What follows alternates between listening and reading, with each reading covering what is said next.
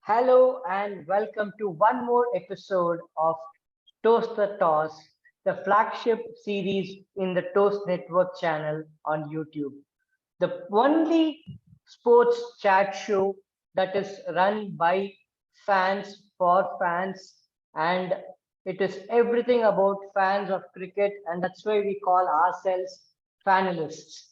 Cricketers come secondary, the sport doesn't exist if fans don't, like any other entertainment form.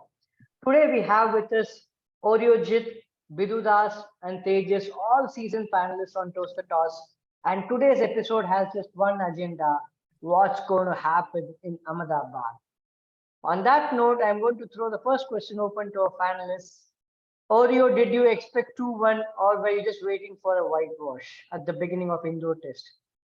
I always wanted a 2-1. I actually desire for a 2-2, but then again, 2-1 is something Indians uh, should deserve actually. We deserved a 2-1. Let's see whether we deserve a 2-2 also. Okay, so you don't think it's going to go down to the 3-1 path for sure. Okay, got it.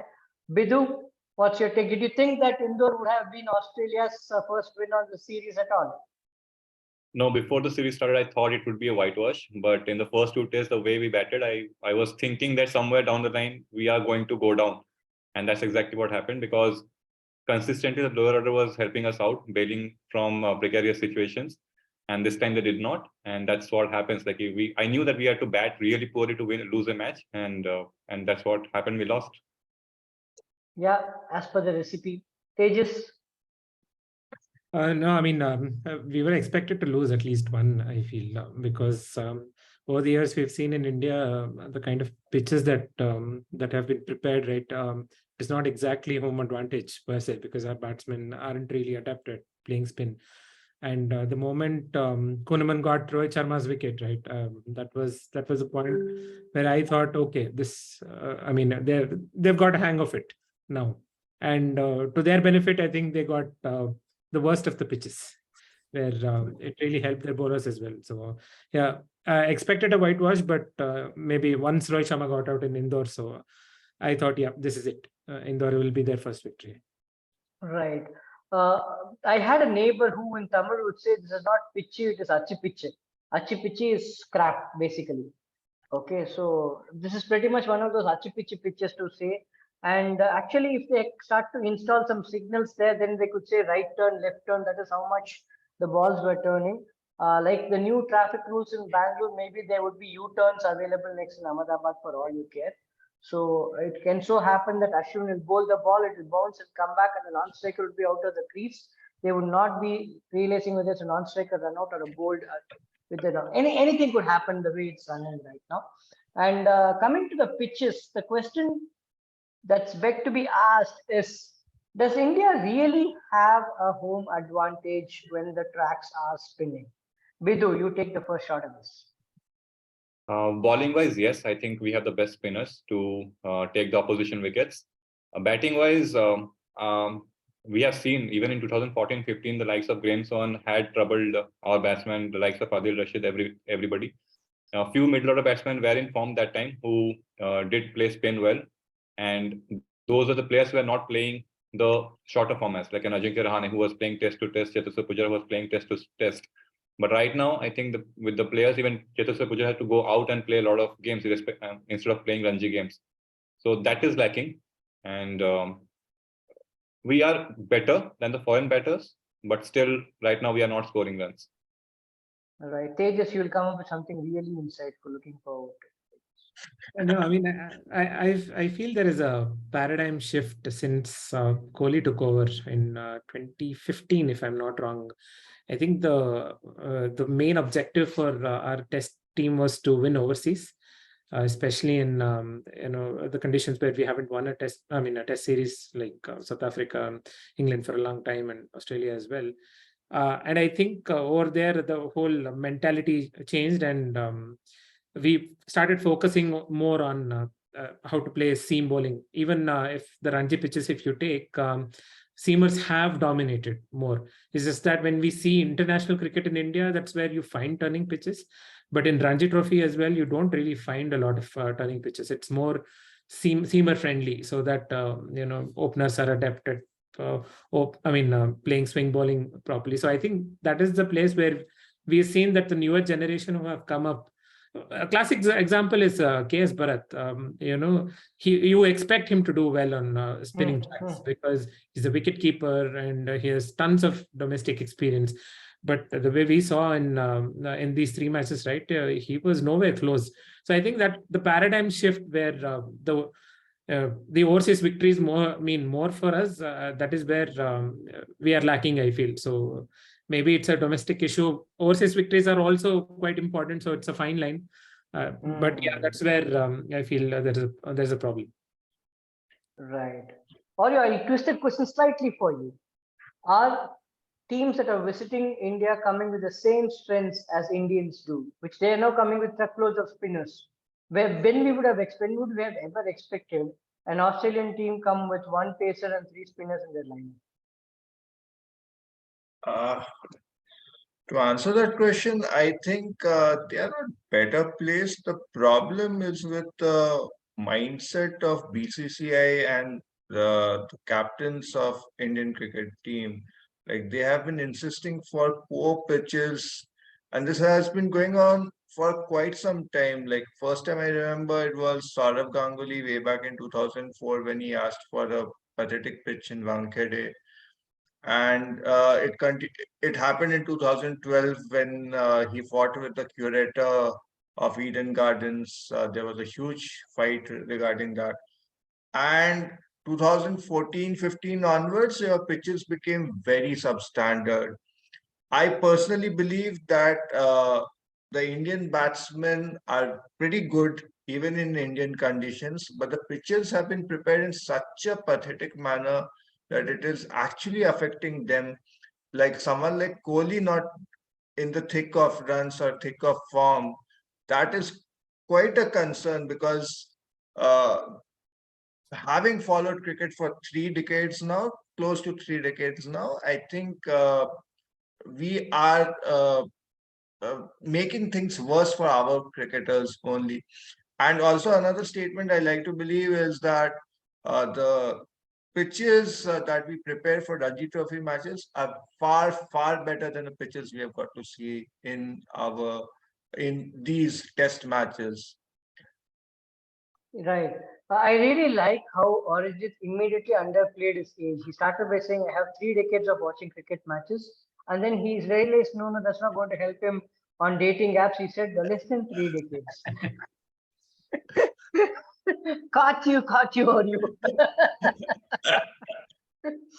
Now, the one change that is expected to be made sure, if not one more in the pace department, is the most likely debut experience for Ishan Kishan that's going to happen today. Did Bharath get a long enough run? Tejas spoke about his batting and possibly because of the way the Ranji pitches are made, it really didn't matter that he had truckloads of domestic experience walking into this specific test series. But Ishan Kishan for Bharath, is it a move too early? Or I'll start this round with you. Okay, there's another speaking about taking a cue from Tejas about paradigm shift. I think patience is something which we have stopped respecting in cricket altogether. We are all for the boom cricket, even in test cricket. Last year, I had seen a test match in Bangalore, and that whole thing means like that whole atmosphere seemed more like an IPL match or a T20 match and not a T20 match, not a test match. So I think we are in the times of getting fast and flashy batsmen who don't care more about patience and persistence as much as going there and winning. And if not win, it's okay if we take a loss also by ourselves. Right. I might be mistaken in my opinion. Yeah, for all you know, Ishan Kishan may score 102 of 345 tomorrow. We don't know, right? So yeah, but that's your first guess.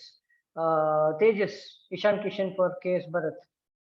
Yeah, it's as you said, it's a little too early for Ishan Kishan. only for the fact that I mean, of course, playing in Ranji Trophy doesn't matter much these days, but he doesn't have a first-class matches at all. He hardly plays. And Bharat's keeping indoor aside, right? He's been pretty tidy. And you know how things happen in Test cricket, right? One drop catch by the keeper, and the batsman will go on to score huge runs, and that will be the difference. In the pitches that have been offered now, 30-40 runs, I think, have been the difference, right? And if you drop one catch and if he goes on to score 30-40 runs, and that could be the difference. So I would still stick with Bharat, or I know it'll be a really unpopular opinion. I would bring back KL Rahul and ask him to keep. If at all you think KS Bharat is not good enough, I'd still say KL come back and keep Gill to open, and then KL in middle order. Who knows? I will go big U-turn I'll make and get Riddhiman Saha. Really, I mean, definitely. safe as houses wicket keeping that he provides. Oh my God, he's like a Buddha behind the stumps. Exactly. I think he's been, at least from what I have seen, he's been India's purest keeper, at least for the last 10 to 15 years, for sure. So definitely, if Riddhiman Saha is there, then please get him to the team. But why not? South Africa has opened the doors for Faf du Plessis. Why can't India open the doors for Riddhiman Saha? Exactly. Bidhu, too early for Ishan Kishan? I think if Ishan plays, that would be only because what happened in the third innings of India, like when Cheteshwar Pujara was batting with the tail-enders, he was not enforcing runs. And at that time, a quick 40-50 would have made a huge difference. So I think it would be about the approach of what Bharat plays and what Ishan Kishan plays. The problem is none of Sky or Shreyas Iyer did a bat like fast, which was expected, because you see Pujara, he is in the form right now, at least in this series, but he is not someone who will score a quick 50 or something. He is going to stay at the crease. The other batters have to score the runs. So if that is the mindset, and that is why they want to pull in an Ishan Kishan, that makes sense. But again, what Tejas highlighted, if the keeping is not good, especially when spinners are so much in the game, then it is going to cost us someone from Australia might score runs if he is getting dropped or he is not getting stumped. Did you witness history when Cheteshwar Pujara hit that six? Did you see that live? Yeah, we saw it. Were you guys fortunate enough? What a moment, what a moment. Suddenly I see Ashwin clean shaven. He's forgotten all about his bet. He's now endorsing Coca-Cola. Did you guys know what Ashwin promised to if Cheteshwar Pujara hits a six? Over mid-off or mid-on? One side, mush one side off. Yeah. So I think he's conveniently forgotten about it. But anyway, it looks like the entire Indian side would have gone for one side off after the kind of defeat they went to. Yeah. So where are we getting to in Ahmedabad? What's your prediction? I'm going to start with Bidhu. I would, from an Australia point of view, I think they are very well placed. I don't know whether Pat Cummins comes back straight to the side or he is not there. If he's not there, well and good, because I thought, as from a captaincy point of view, Pat Cummins became a fast bowler captain, how much involved he was with the game, because this game is all about batters and spinners. So for him to understand field placements, involvement of the bowlers, I think it was strange. So that turned out well for Australia. And every single batter of the Australia has got some level of start. So they would be confident, and they are picking 20 wickets for Indian team. So irrespective of what the pitch is, they would be in the game at least before the match, and they would not be in a different mindset where they're playing rash shots. They will be playing some common sense cricket and see where the game takes them. But still feel, I think India can come back. I don't think we are a team which will go down twice in a series. And there is still the invincibility there, and it was just a minor blip. It doesn't matter how many times you fall, it matters how many times you get up after you fall. All that motivation quote coming from Bidhu on a Wednesday evening. Tejas, what's your take? I think, first of all, I think we'll get a decent pitch, at least. I think comparable to Delhi. I think I'm hearing that they are picking a black soil wicket, not the red one, in Ahmedabad. So it'll be a decent pitch, and I'll back India to win this one 3-1. I think we are too good a team. Personal wise, definitely too good a team to go down, as Bidhu said, twice in the series at home conditions. You would see at least one of our top three getting 100. Yeah, okay, that's optimistic. Another pitch like what we got in Indore, the Sand Mafia would be happy, I think. They'll start No, I think there's a lot riding on Ahmedabad, right? It is the biggest stadium in the country. You wouldn't want it to have demerit points over there. I think they'll be careful with Ahmedabad. I think an average rating is fine for that. Yeah, yeah, just pass. Okay, we don't need distinction and all. Just Just pass. Just pass. Yeah. Because, Yeah, Bidhu. Before I go to you, go ahead. I think we have a habit of giving the guests or the touring nation some happiness. In against New Zealand, we defeated them. We allowed Ajaz Patel to pick 10 wickets, make some history. Against England, we allowed Joe Root to score a century, win a game. For Australia, we have given them some level of happiness, and now it is our turn. Like, okay, now you can go back home. Okay, got it. Thanks, Bidhu. Over to you. I really liked Bidhu's empathy and sympathy part of. Okay, Hmm. but I think this defeat in Indore has made things very interesting because BCCI is all confused. I read somewhere that they have two pitches ready and they are not sure which pitch they will use. Hinky, So, pinky, ponky. no, I think that the second okay, pitch was let's not rhyme further. But but yes, yeah, I will agree with Tejas and Bidhu that India has a good chance to go 3-1. But if it happens to be a 2-2, I would not be disappointed at all. Hmm. But I want a 4-day test. But given that it is in Motera or Ahmedabad, you never know what will happen. What have we come down to? 4 days is good enough because we've been treated to some amazing 2.5 1 days. Yeah. And isn't the depth of the leg spinner? It is unfortunate that we don't have leg spinners on either side on pitches that are turning wildly. Are we missing one craft? England now has a leg spinner. New Zealand has a part-time leg spinner in Ishodi once in a while he comes and plays. I don't know how many teams. I don't think Sri Lanka has one. Pakistan maybe has one. What happened to the great wrist spinners of leg spin? Land of Shane won. Yeah, not getting one. I wouldn't say Kumble, not yeah, but anyway, leg spinner. Let's go with that. But yeah, what's happened to them? Would have loved to see Adam Zampa at least, or even Kuldeep Yadav. For of course, we would have missed a batsman in Akshar Patel. But yeah. Hmm. Yeah, I mean, leg spinners, I think it's been a while since we've seen a decent leg spinner in Test cricket, right? I go back to whom? Kumble, I guess, is the last decent, good enough leg spinner if in Test cricket. Yasir Shah, maybe, if whenever he was, Yeah. he was pretty good. I think the problem is with the pace that with which they bowl. They're pretty slow through the air, and it suits T20 cricket, but not Test match cricket. I think the optimum speed. Rashid Khan tries, I think, for Afghanistan, but he rarely gets any wickets in Chances. Test cricket. Yeah, they Yeah. play it But anyway. I like Adil Rashid's bowling in Test cricket as well. Yeah, Who's the new guy? Rehan Ahmed. I didn't get it. Rehan But Ahmed. Rehan Ahmed. yeah, excited to see him, man. Especially under tutelage of Ben Stokes' aggressive brand of Test cricket, having a leg spinner would be a different joy altogether. Yeah. Fantastic. So mostly we are all alluding to a 3-1. Draw is ruled out, and we think India will bounce back. On that positive note, wishing whichever 11 plays for India, it may even be Rahul Dravid for all we know. We wish them a wonderful test match and hopefully we connect for a post match, not before Sunday. Thanks, guys. Thank you so much for joining in, Oreo, Bidhu, and Tejas. It's been a pleasure hosting this show as always.